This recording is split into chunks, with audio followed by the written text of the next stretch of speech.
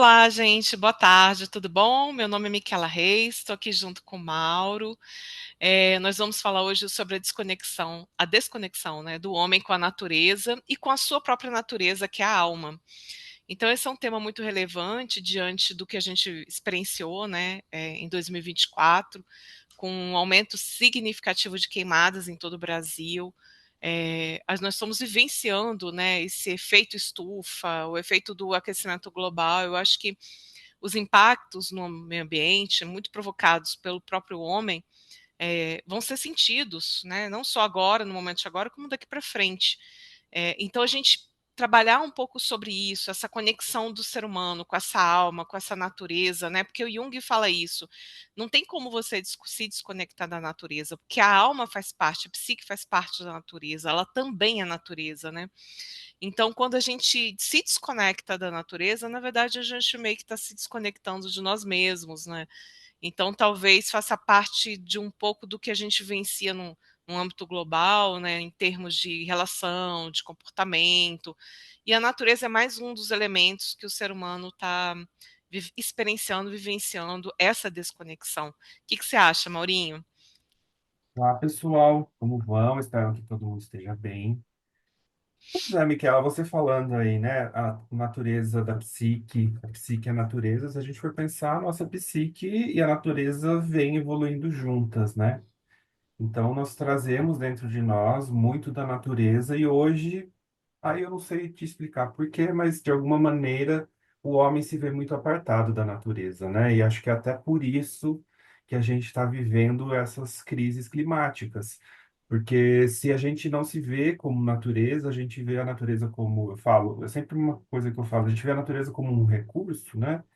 A gente não se entende como parte dela e ela parte da gente, e a gente acaba consumindo essa natureza dessa forma, esquecendo que ela está aí há muito tempo e ela possibilitou a nossa existência.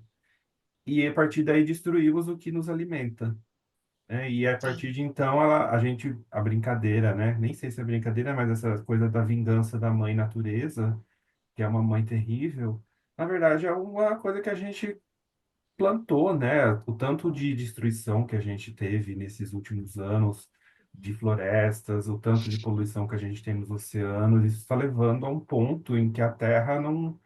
Assim, a Terra, como planeta, vai continuar. Mas, assim, como vai ser a nossa vida aqui com esse planeta em fúria? Vamos brincar assim, né? O quanto estamos desconectados da natureza, como você falou, destruindo ela por fora, porque a nossa natureza interior também está um tanto degradada. Então é legal a gente conversar sobre isso, é um tema muito importante, porque temos que olhar de novo, né? Ver esse homem, esse ser humano como um ser natural, no sentido de que ele também é a natureza e é fruto da natureza, e não simplesmente um ser vivente à parte, um alienígena que caiu nesse planeta e está aqui para explorá-lo, né? Então, eu gosto muito desse tema, ele é muito caro, e pensar todo nesse trabalho dessa mãe natureza como um feminino, né, que vem sendo maltratado por todo esse tempo.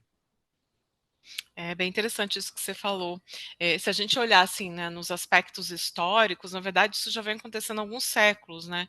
Porque a Revolução Industrial ela já acontece há alguns séculos. Isso não é uma, tipo, aconteceu hoje, no aqui e no agora, né? A gente só está transformando isso numa velocidade cada vez maior. Então, o que a gente está ganhando é velocidade no processo, mas na verdade isso já vem há pelo menos mais de 3 séculos, né? Então, toda essa ideia, né, de mecanicista, né, nessa desconexão filosófica mesmo, né, entre o homem e a natureza, entre a psique e o corpo, porque quando a gente fala de natureza, a gente também não pode esquecer que o corpo também é natureza, né? Afinal de contas, a gente tem uma relação de interdependência em relação a nós mesmos, aos seres humanos, mas também nós dependemos, né, da vida, da natureza, do sol, da água, do ciclo dos animais, as plantas, tudo está interligado, não existe desconexão. A gente acha que a desconexão existe, mas talvez essa desconexão do lado de fora seja exatamente isso que você falou, está refletindo o que está do lado de dentro, né? A gente foi cindindo de alguma forma, né? Foi se quebrando, foi, né? A própria revolução industrial, quando a gente olha, né, que foi acontecendo com o ser humano, ele foi sendo afastado de todo um processo e complexidade, né, da inteireza do processo produtivo para trabalhar em partes, em pedaços. Então, o homem ele se desconectou da ideia de inteireza, né, dessa ideia de globalidade, né, de olhar coisas de um mecanismo de uma forma mais ampla. E aí isso é muito interessante, porque isso perdura até hoje, né? Essa divisão social do trabalho, eu acho que ela impacta profundamente na psique, né? Quantos autores a gente estuda, assim, essa psicodinâmica do trabalho, esses impactos, eu não sei se tem muitos autores que falam sobre isso, mas eu acho que é um tema muito, muito, muito relevante, né? Porque toda essa natureza da psicodinâmica do trabalho, a forma como a gente enxerga o mundo, essa forma tudo particionada, cada um faz cada vez mais especializado, cada um faz uma coisa diferente, vai desconectando a gente de tudo, na verdade, né? Quando a gente vê até os profissionais, você tem um profissional ultra mega especializado em uma coisa, e aí o clínico geral, que é aquele cara que tem uma visão mais ampla, ele tem sido cada vez um médico em desuso, né? Não é valorizado dentro da medicina. Estou dando isso, a medicina como exemplo, gente, mas a gente pode jogar isso para diversidades, né? Para diversos tipos de trabalho. Não sei o que, que você acha, Maurinho, sobre isso. Eu acho que a palavra, talvez, que traduza isso que você quis dizer, é integralidade, né? A gente, como você falou, a gente vem vivendo momentos de super especialização, super segmentação, né? Então, e assim, com a evolução tecnológica, isso não é mais uma coisa que se divide dentro de uma planta, de uma fábrica, se divide globalmente, né? Então, assim, muitas das crises que a gente vive são fruto desse coisa que começou lá com o Fordismo, né?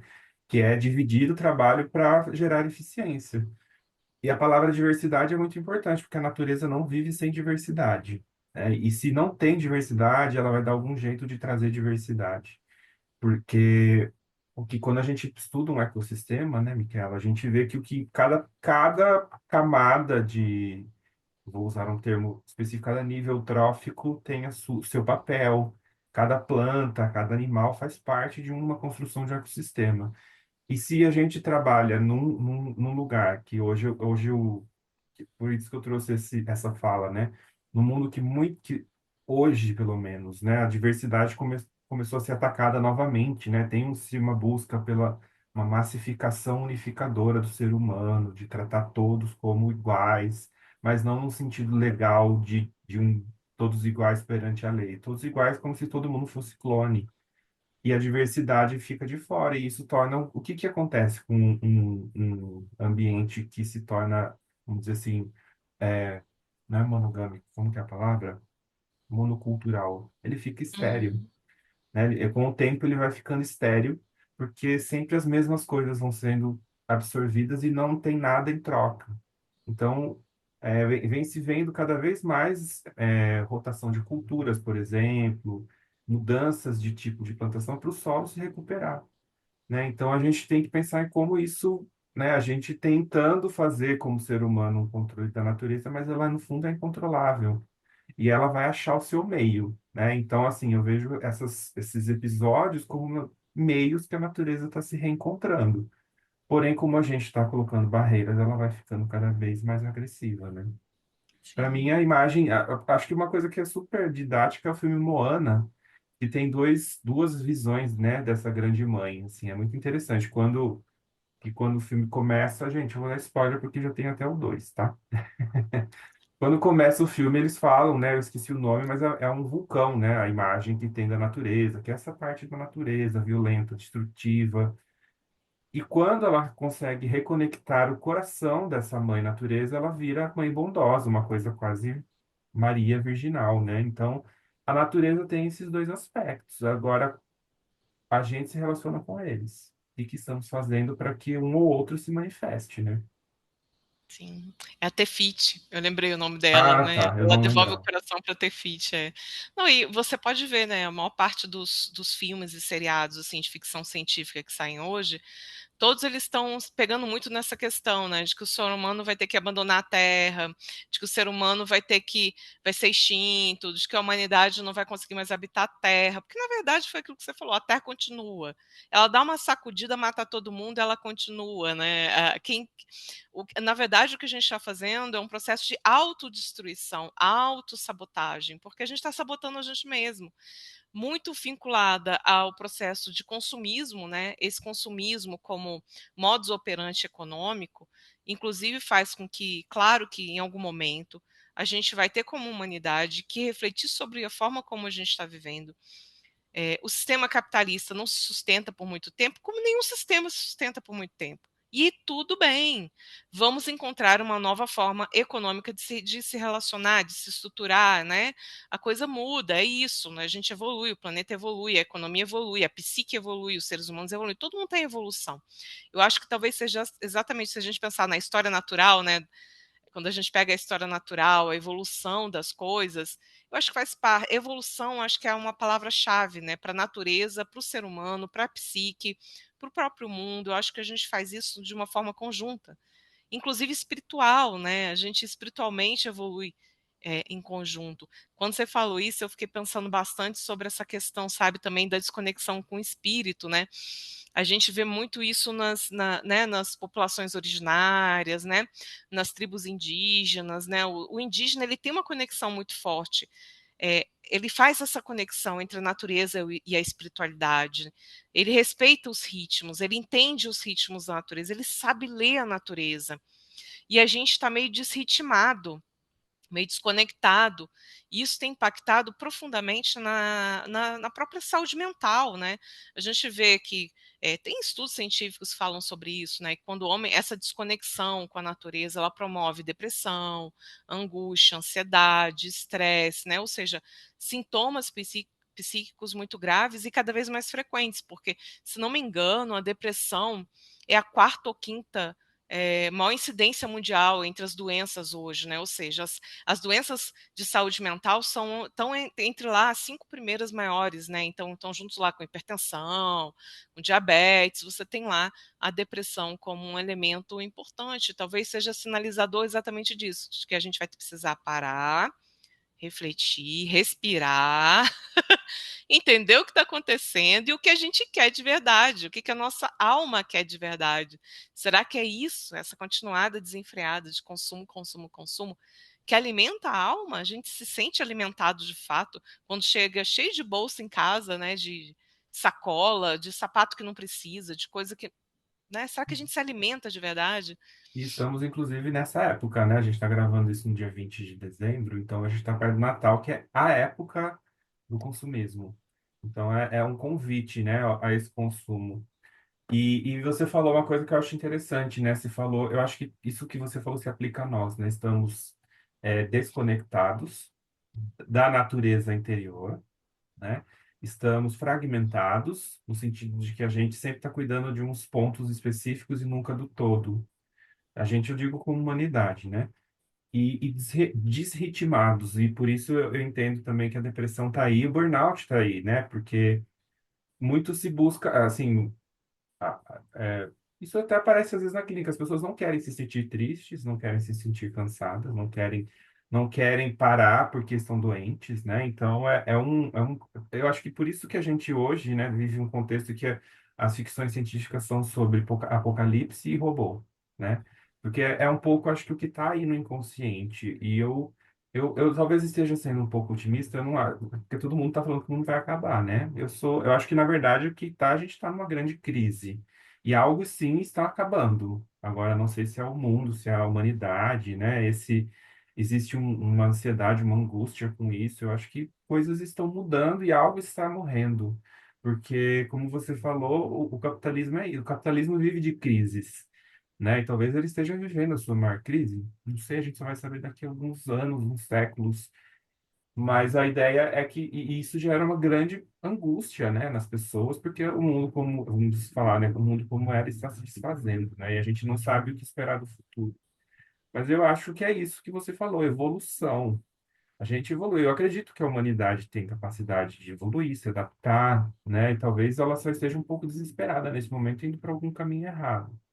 Mas eu confio, eu confio. Em algum lugar eu confio numa parte boa aí, que a gente vai chegar em algum lugar resgatar esses ritmos, que eu acho super importante, que é uma coisa que eu não queria perder de vista, que é justamente os ritmos tanto externos, começar a respeitar mais, né? Porque hoje a gente quer produzir tudo o tempo todo, ao mesmo tempo, que é impossível, assim, se for possível, a gente... Gente, o que produz tudo ao mesmo tempo, tudo o tempo todo ao mesmo tempo é o câncer, né? Que é essa produção desenfreada.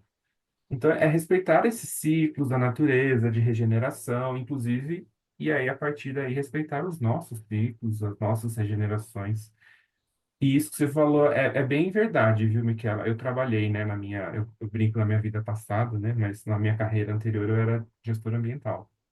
E eu estudei justamente a arborização urbana, porque eu sempre achei que a gente tem que cuidar bem das cidades, porque é onde a maioria da população vive. Não que não temos que cuidar do campo.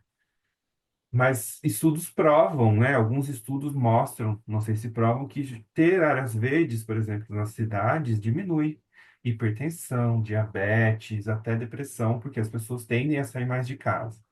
Alguns lugares se verificou que diminui até a violência doméstica, porque a vida comunitária nas áreas verdes tende a ser maior, né? Então, a natureza é um lugar que é importante, né? E a presença, estar presente numa árvore também já se provou como, de certa forma, uma maneira de cura, né? Um remédio ali que você coloca. E acho que agora, eu não sei se é no Japão, em algum lugar que, às vezes, o médico receita o banho de natureza.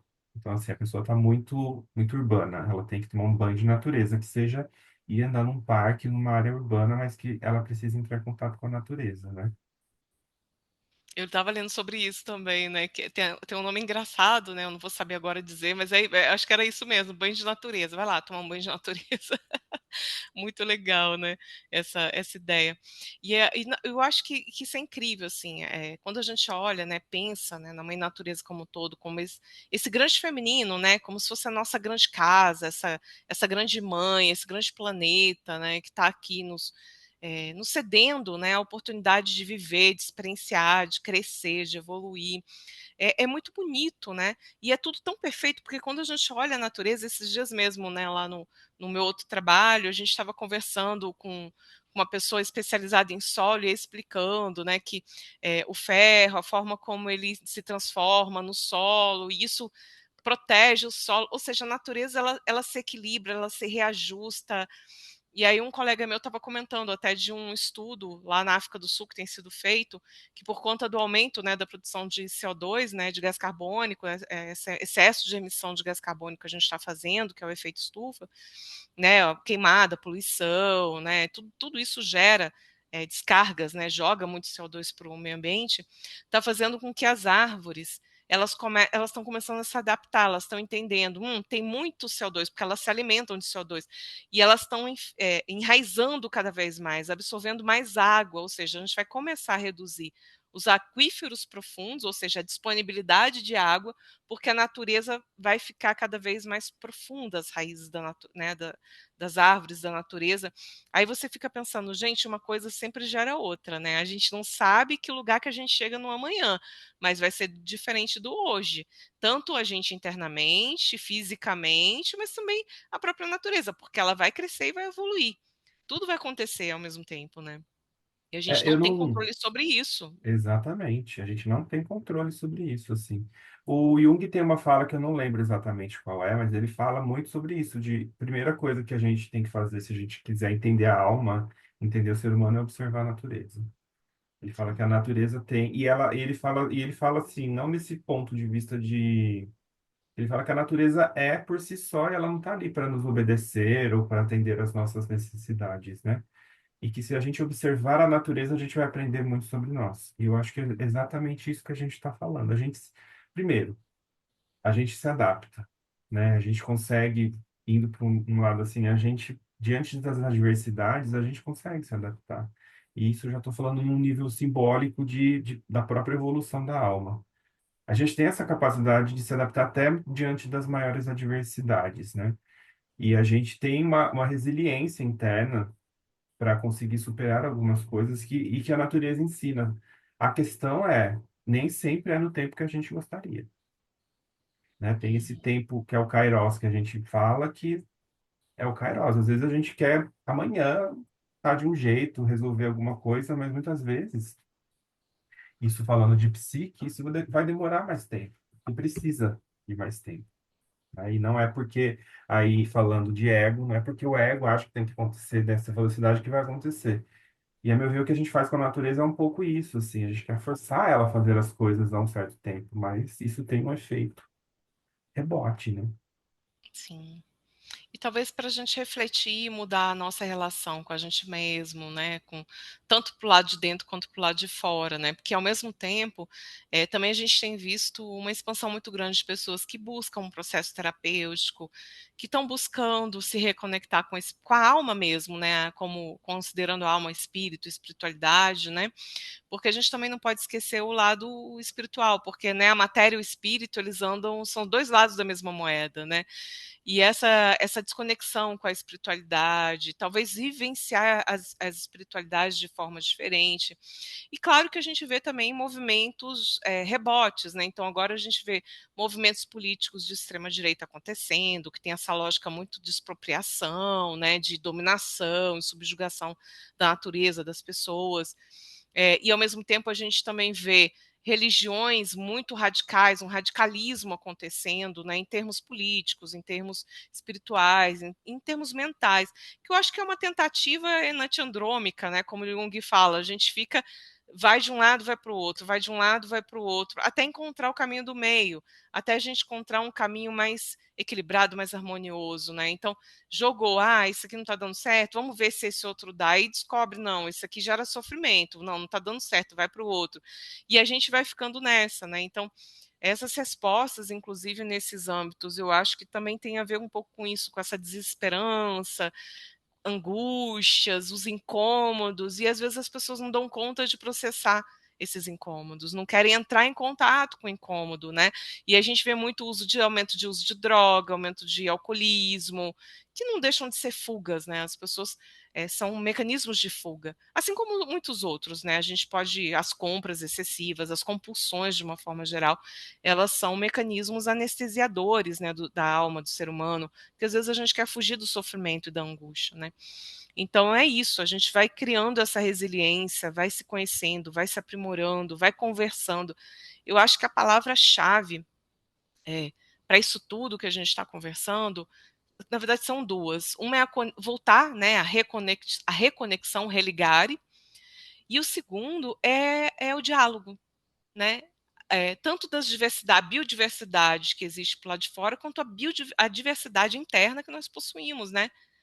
Dentro da gente. Então, acho que o diálogo, fazer os diálogos, eu acho que É, são e essenciais. nisso eu acho que, enantiodronicamente, eu vejo que a gente tem se aproximado um pouco mais dos conhecimentos ancestrais dos indígenas, né?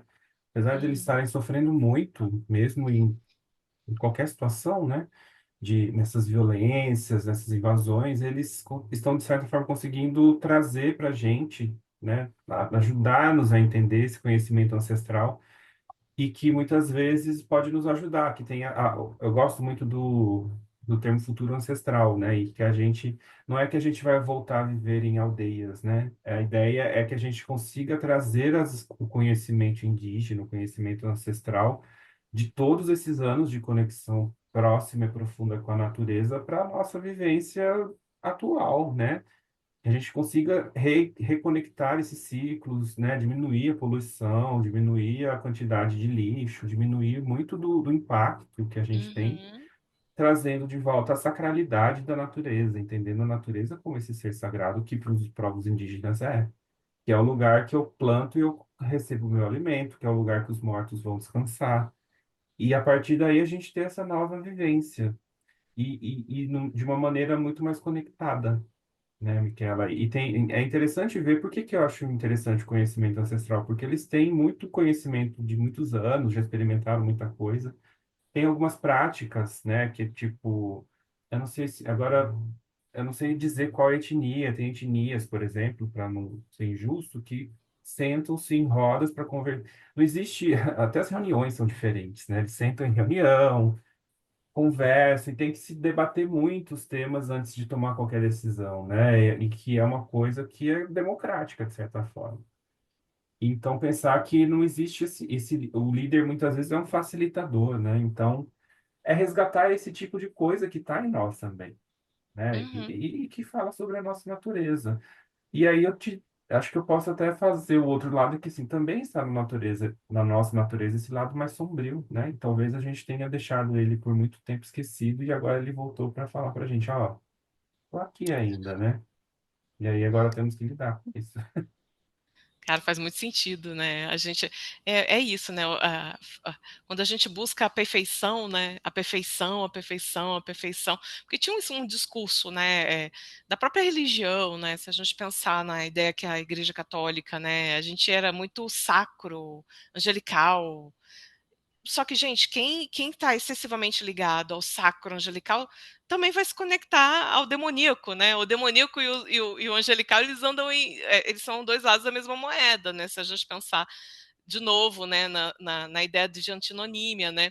Então, os dois lados estão acontecendo ao mesmo tempo. Então, é isso. A gente tem todo esse potencial iluminado de crescer, de progredir, mas tem um outro lado que é destruidor, né, que é fragmentador, que é matador mesmo, né? Que elimina o próximo. Então, o ser humano tem esses dois lados. A gente tem essas sombras, tem a luz e a sombra, tudo isso dentro da gente.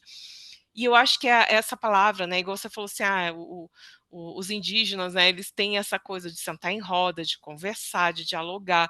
Eu acho que quando a gente permite o diálogo, inclusive o diálogo com as sombras, né? De trazer, olha, as angústias.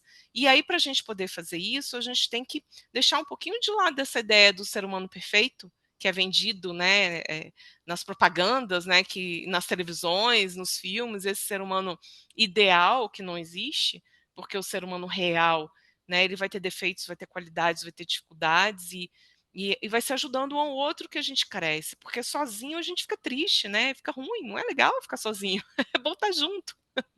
Mas sozinho a gente não consegue, né? A gente pode até tentar, mas a gente sempre depende de alguém para alguma coisa, né? E acho que a gente não percebe isso muitas vezes, que existe essa grande rede que nos conecta e que estamos conectados uns aos outros e inevitavelmente, né? Que é o que também fala Jung, que é isso. Enquanto um ser humano sofrer, os outros sofrerão, né? Então, não se trata, acho, também de erradicar um lado ou outro, né? É entender que os dois precisam aprender a coexistir. Se a gente Uhum, não tem isso, né? A gente sabe disso, né, Miquela? A gente, quanto mais próximo da luz, maior a sombra. Então, para uma sombra menor, talvez a gente tenha que aprender a lidar com os dois lados aí, de uma maneira igualitária. E não achar que só a luz que é o bom, porque, como diz o Jung, também na sombra tem tesouros, né? Tem coisas que talvez precisem ser vistas, precisem ser trabalhadas. Mas é difícil, né? Mas sim, estamos é aqui para difícil. isso. Se fosse Exato. fácil, é uma frase, se fosse fácil, todo mundo fazia, né? É. E o processo terapêutico, acho que tem abre essas possibilidades, né? Esse diálogo dessa pessoa, dela conversar, não, o terapeuta ele é um mediador, né? Ele está ali para mediar essa conversa, esse diálogo da pessoa dela com ela mesma, né? Dela trazer esse curador interno, de se reconectar com ela mesma. Então, eu acho, inclusive, o nosso papel, né, como terapeutas, é a gente primeiro aprender a lidar com as nossas desconexões, né? O que é meu dessa história, dessa brincadeira, o que eu preciso aprender aqui, para eu poder facilitar o outro, para ajudar o outro a olhar para as desconexões dele, né? E a gente precisa ressaltar que a ideia de Jung é bem essa, né? A gente trabalhar essas contradições, esse diálogo interno, é isso essa é a proposta, né? Que a gente traz, que a gente está perpetuando das ideias de Jung, que apesar dele ter vivido, gente, há um século atrás, eu acho que a fala dele, né, a teoria dele, se aplica nos dias de hoje com muita facilidade, porque é isso, a gente não somos Buda, não somos Jesus, ainda somos cheios de luz e sombra, a gente tem que integrar muita coisa, aprender muita coisa, e integrar, né, fazer essa integração interna, essa e ter amorosidade nesse processo também, né? Da gente não se cobrar tanto, porque eu acho que tem um pouco disso, né? A gente trabalhou muito na culpa, na raiva, na inveja, no ressentimento. Talvez seja na hora da gente começar a olhar também, inclusive, para essas sombras de uma outra maneira. Tá, o que que isso está querendo trazer para mim? Essa desconexão, essa raiva, essa inveja? Por que que eu preciso competir tanto com o outro, né? Porque a inveja é a energia da competição, né? Quando a gente fala, eu sou muito competitiva, então você tem que entender que a sua sombra tá, a inveja é a sua sombra. Porque você quer superar o outro, né? Quando eu faço ali, eu sou competitiva, que a ideia do capitalismo, né, é essa, é a competição. Então tá, então vamos falar da inveja, vamos falar do orgulho, vamos falar da vaidade, vamos falar de todos os, né, o purgatório do qual a gente tem que passar para poder, né, se melhorar como ser humano. Vamos trazer a Divina Comédia aqui, né? A gente vai ter que passar pelos purgatórios lá, olhar para cada elemento, né, integrar, fazer, né, se compreender, dialogar com isso, para a gente ir se integrando como pessoas, e dessa forma vai refletir nas nossas relações, tanto com o mundo quanto com as pessoas, né? Então, quanto mais a gente olha, mais a gente se integra, mais a gente se conhece, mais a gente vai entender as coisas, né? Vai ficar É, mais tranquilo. exato, né? E essa ideia do capitalismo do sempre mais é melhor, né? Torna a gente, transforma o capitalismo num sistema predador e a gente, um sistema predatório e a gente em predadores, né? Que um predador no sentido ruim mesmo, né? Que um não pode existir com o outro. Então, eu acho que a grande lição que a natureza traz, né? É que, novamente, nem sempre mais é bom, né? Que às vezes a gente precisa aprender. Que é isso, se a gente quiser crescer infinitamente, a gente vai exaurir a Terra e aí a gente vai crescer, decrescer indefinidamente, né? Porque até todo esse tempo de recuperação que a gente não deu vai ter que acontecer. Então, eu entendo que a palavra coexistir é muito importante, né? Na nossa linha, que é isso, coexistir luz e sombra, e lidar com Uhum, elas de maneira amorosa, né? E não com punitivismo que a gente costuma dar, né? Que nem você falou, a Igreja Católica lida muito com a culpa, né? E para expiar a culpa era punição, era autoflagelação. E talvez hoje não seja mais adequado isso, né? A gente viu que não transforma. A ideia é a gente fazer as pazes com nós, conosco, né? Com os nossos demônios e com os nossos anjos e tentar ser o melhor possível. sim. Acho que é mais ou menos por aí, né? E a gente nos conectarmos de novo com a nossa alma, nossa espiritualidade, os ritmos da vida, com a natureza, com respeito, né? Não olhar a natureza, igual você falou, assim, como um objeto a ser expropriado, mas como algo do qual a gente faz parte, né? Ela não nos pertence, nós pertencemos a ela, né? Nós fazemos parte dela e Exatamente. sermos, exatamente, coparticipantes, né? Colaboradores, co-criadores, né? Eu acho que a gente pode mudar um pouco essa energia, né? Indo para esse sentido. Uhum. Bom, eu acho que era isso, né, Miquela, que a gente queria conversar um pouquinho com quem está nos ouvindo.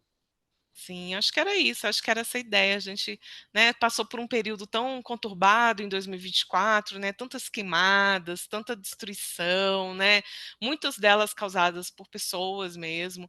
Então, acho que está na hora da gente falar um pouquinho disso, já desejando um 2025, acho que nessa energia de desejar um 2025 melhor, né, com mais equilíbrio, mais harmonia com a natureza, que essas queimadas horrorosas não aconteçam mais, porque elas, né, provocaram danos não só Uhum. para a natureza, mas provocaram danos às pessoas, né? Muita Sim. fumaça, muito problema respiratório, tristeza mesmo, né? Quantos de nós não sofreu, não se entristeceu? Então, é triste ver essas coisas, a gente fica triste. Então, assim, o que, que eu realmente desejo, gente, sério, um 2025 com mais brilho, com mais luz, com mais harmonia, com mais equilíbrio, a gente com a gente mesmo e também a gente nas nossas relações com o mundo, sabe? O mundo todo, as pessoas, a natureza, né? Então, assim, já estamos começando a vibrar aí 2025. Seja um ano excelente, né, para nós, de muito É, conhecimento, muita renovação aí, que possamos ser cada dia melhores, com base no autoconhecimento. sim, com certeza. Obrigada, Mauro. Obrigada, gente que está ouvindo. E agora, Jung? Jung, né, como a gente falou, tinha mais de 100 anos, né, de quando ele trouxe a teoria toda. E a gente está aqui. E agora, Jung? Como que a gente traz o Jung para a nossa atualidade? Hum. Eu e o Mauro somos analistas, o Mauro já é analista do IGEP, já formado, eu estou em formação. Estamos à disposição, gente, para conversar, tirar dúvidas, bater papo, discordar também. Se vocês quiserem Fiquem à discordar, não tem vontade. problema, né, Exatamente. Mauro? A ideia aqui é conversar. Exatamente, é o diálogo, lembra, gente? Uhum. Então tá bom, queridos. Feliz ano novo para todos. E vamos nessa, né, Até Mauro? mais, até a próxima, Até Miquela. a próxima. Beijo.